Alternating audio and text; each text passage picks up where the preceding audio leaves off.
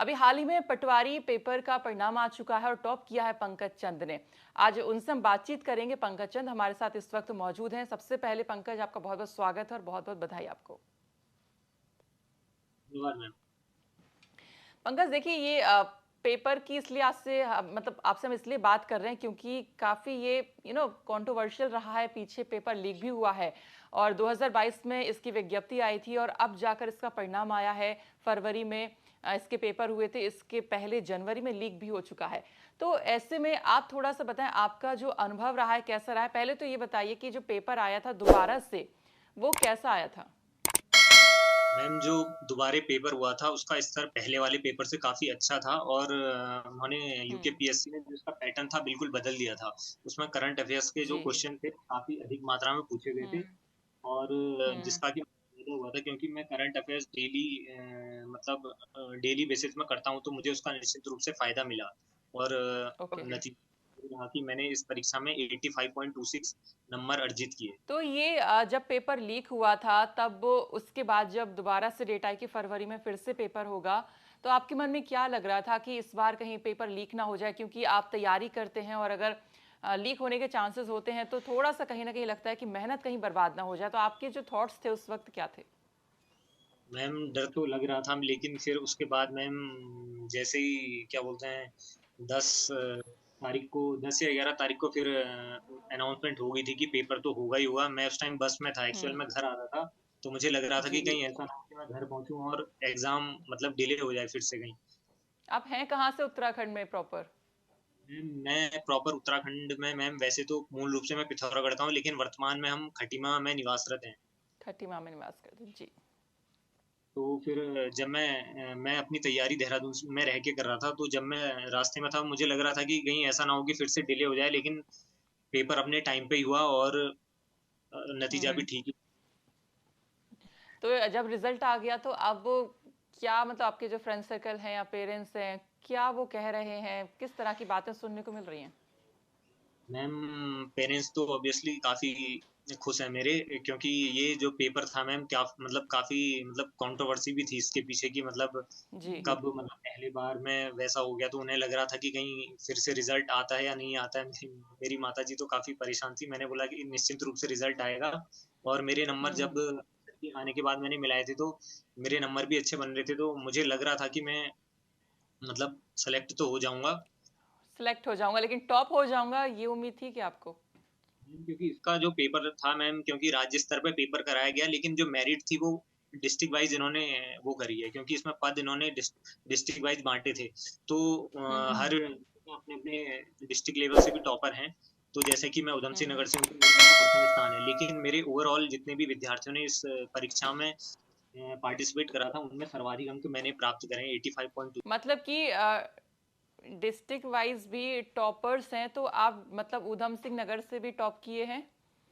Plus आप बता रहे हैं कि जो ओवरऑल राज्य में जो सबसे ज्यादा नंबर प्राप्त किए हैं वो अभ्यर्थी आप ही हैं। तो यानी दोनों तरह से आपने टॉप कर लिया है। Yes ma'am. अच्छा, ये बताइए कि आपने ये पहली बार पटवारी का एग्जाम दिया था, इससे पहले भी आपने प्रयास किया था इसका। मैम ये पेपर पिछली बार 2016 में हुआ था। तो 2016 में तो ओके। मैम मैं टाइम पे मतलब स्टार्टिंग कर ही रहा था ये मतलब प्रिपरेशन की उत्तराखंड की गवर्नमेंट जॉब की, तो उस टाइम पे मैं इसमें सेलेक्ट नहीं हो पाया था। तो आप कब से तैयारी कर रहे हैं मैम मैं सरकारी मतलब नौकरी की। सरकारी नौकरी की मैं प्रॉपर 2019 से आया मैम इसमें तैयारी में। अच्छा, तो 19 20 21 22 23 ऑलमोस्ट आपको 4 5 साल हो रहे हैं, कह कह सकते सकते हैं। हैं। तो मैं पूरे कोरोना में मतलब वो हो गए, क्योंकि मैं उससे पहले जॉब कर रहा था। मैंने 3 4 जी। साल जॉब बाद में फिर आया हूँ, तो फिर उसके बाद मैंने सोचा कि प्राइवेट में मुझे थोड़ा सा मतलब स्टेबिलिटी का डर था कि एक सुरक्षा की भावना जो रहती है, सुरक्षा की भावना, तो उसकी वजह से मैंने सोचा कि क्यों ना सरकारी क्षेत्र की तरफ बढ़ा जाए। तो हम्म। 2020 में मैंने अपना फर्स्ट पेपर फॉरेस्ट गार्ड का दिया था। उसमें मुझे असफलता मिली थी मैम, 1 नंबर से मैं 1 या 1.5 नंबर से मैं रह गया था। फिर उसके बाद अच्छा। फिर कोरोना टाइम आया, उसने काफी मतलब स्ट्रगल का टाइम था वो 1 2 साल मतलब बहुत ही मतलब हम्म। मायूस गुजरे। फिर उसके बाद जैसे ही 757 का पेपर हुआ था उसमें मैंने अंतिम रूप से चयन सूची में स्थान प्राप्त मतलब बनाया है अपना 757 हम्म। क्लैरिकल का।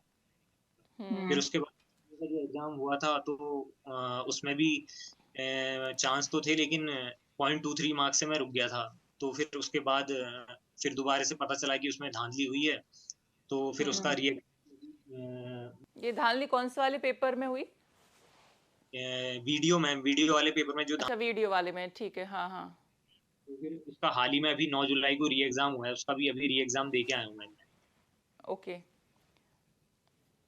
तो आप मतलब कई और भी जो होते हैं परीक्षा, उनके एग्जाम मतलब साथ में ऐसे दे देते हैं, आगे पीछे डेट्स होती हैं तो?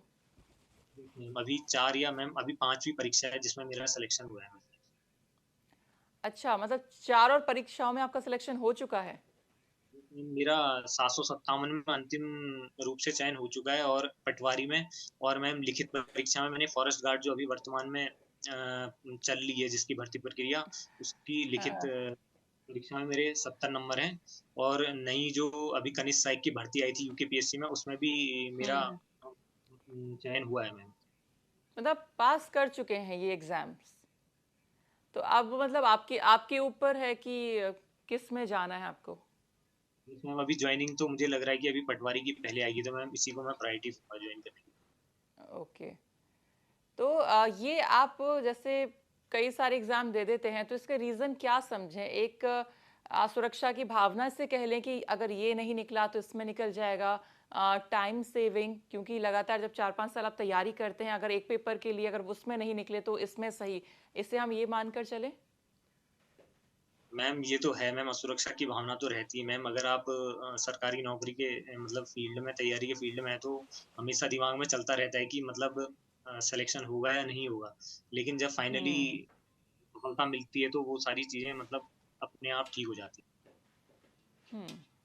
तो काफ़ी मेहनत की बात कह सकते हैं यहाँ तक पहुँचे। घर में कौन कौन है आपके, पवन, सॉरी पंकज? है। मेरे पिताजी हैं, माताजी, पिताजी मेरे मैम सेना से सेवानिवृत्त सूबेदार मेजर हैं, और मेरी माताजी हम्म। गृहिणी है। एक छोटा भाई है मेरा जो कि प्रतियोगी परीक्षाओं की तैयारी कर रहा है, और बड़ी बहन है हम्म। उसकी शादी। तो अभी जो आपने एग्जाम दिया है उसके बाद, जैसा मैं कह रही थी कि लोगों का क्या कहना है कहीं, क्योंकि कई बार ऐसा होता है कि पेपर लीक हो जाता है, तो कई बार बच्चे होते हैं जिन्होंने मेहनत से पास किया होता है, लेकिन उनमें से कुछ धांधली करने वाले भी होते हैं।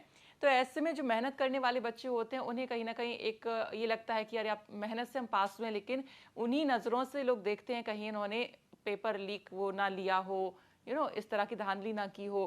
तो जब ऐसी सिचुएशन आती है, आप कैसा महसूस करते हैं? मैम अभी तक तो ऐसा कुछ हुआ नहीं है, लेकिन ये जैसा माहौल उत्तराखंड में पिछले समय बन गया था वो काफी दुखदाई था मैम। हम्म। और भी जो बच्चे इस एग्जाम की तैयारी करते हैं, उनके लिए आप क्या कहना चाहेंगे?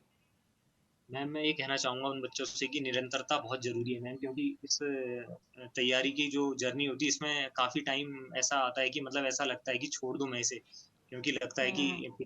हो रहे हैं तो फिर रिजल्ट नहीं आ रहा है, तो ये हम्म। फिर अपनी अपेक्षा के अनुसार हम रिजल्ट अगर प्राप्त नहीं कर पाते हैं तो हमें लगता है कि अब छोड़ देना चाहिए, टूटता है आदमी, लेकिन फिर से अपने आप को मतलब बूस्ट करना पड़ता है, और निरंतरता जरूरी है। तो आपने बताया कि आपने प्राइवेट जॉब के साथ ही तैयारी की थी, है ना? नहीं मैम, मैंने 2016 में जब फर्स्ट टाइम दिया था तो फिर उसके बाद में चला गया था प्राइवेट जॉब करने के लिए, फिर मैं 2019 में वापस आया जॉब छोड़ के। जॉब छोड़कर आए आप? दिसंबर के टाइम में आया था मैं। उसके बाद मैंने 2000 लगभग दिसंबर 2019 से मैंने तैयारी करी होगी, तो फिर 2020 स्टार्टिंग मार्च अप्रैल में जी। तो मैम दोबारा से जो जी। कोरोना काल था, पूरा मेरा 1 साल घर में ही रह के मैंने फिर पढ़ाई करी। अच्छा, आपने घर में पढ़ाई की है, कोचिंग वगैरह आपने नहीं ली कोई? फिर मैम जब लॉकडाउन कंप्लीट हुआ तो उसके बाद मैं फिर देहरादून गया, और मैंने शिखर एकेडमी है देहरादून में, मैम वहाँ से पढ़ाई करी, और साथ में सक्षम एकेडमी है मैम, वहाँ मैं पेपर देने जाता था, जो डेली प्रैक्टिस सेट होते हैं वो करता था मैम वहाँ। हम्म। और साथ साथ ठीक में है। जो ऑनलाइन में बहुत सारे जैसे स्टडी विद योगेश सर हैं, और उत्तराखंड हम्म। जी के वेरी ट्रिक्स है, और देवभूमि करियर पॉइंट है, इनसे भी मुझे काफी मदद मिली है मैम। हम्म। आपका कैसा रूटीन रहता था, मतलब तैयारी करने के लिए? आपने बता दिया आप इस यहाँ यहाँ जाकर पढ़ाई करते थे, रूटीन किस हिसाब से मैनेज किया हुआ था आपने? मैम मेरा मॉर्निंग, मैम मैं 7 बजे उठता था, क्योंकि मैम मैं लेट नाइट स्टडी करता था, एटलीस्ट 1 या 1:30 बजे मैं सोता था।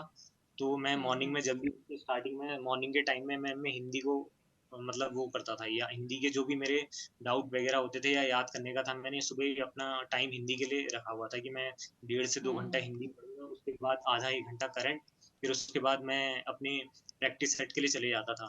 1.5 से 2 घंटा वहाँ रहने के बाद जब मैं वापस आता था, तो उसके बाद मैं अपनी जीएस और जो मेरे बाकी सब्जेक्ट थे उत्तराखंड वगैरह उसको पढ़ता था। हुँ। तो इस तरीके से। अच्छा, बीच में ऐसी खबरें आ रही थी कि अब ये पटवारी का ही पेपर दोबारा से लीक हो गया है। अब आई थिंक वो फर्ज़ी भी खबर थी। तो जब ऐसी फर्ज़ी खबरें आप सुनते हैं, तो तब कैसा मन में लगता है? क्योंकि वही पेपर आप दे रहे हैं और उसी में ऐसी खबरें जब आती हैं, तो किस तरह के मन में विचार आते हैं कि कहीं पेपर लीक दोबारा से ना हो जाए, दोबारा से मेहनत खराब ना हो जाए? क्या सोचते हैं? हम बहुत ही नकारात्मक विचार आते हैं मैम, अगर ऐसी खबरें सुनते हैं तो लगता है कि मतलब मेहनत कहीं फिर से पानी में ना चले डूब ना जाए, कि मतलब इतनी मेहनत करी है, क्योंकि हुँ, जब आप पूरी परीक्षा दे चुके होते हैं, सारी प्रोसेस हो जाती है और ऐसी खबरें सुनने को मिलती हैं, तो निश्चित रूप से आपका मनोबल गिरता है। हुँ। अच्छा, जब आप एग्ज़ाम ये दे रहे थे, आपने वहाँ पे सिक्योरिटी किस तरह से देखी थी? जो परीक्षा केंद्र होते हैं, तो वहाँ पे किस तरह की सिक्योरिटी थी कि कोई नकल ना हो पाए ना, इस तरीके से प्रशासन शासन की तरफ से, क्या देखा आपने? प्रशासन ने इस बार पूर्ण रूप से मतलब चौकसी बरती थी, ताकि मतलब कोई भी मतलब इस तरह की घटना, अप्रिय घटना ना हो।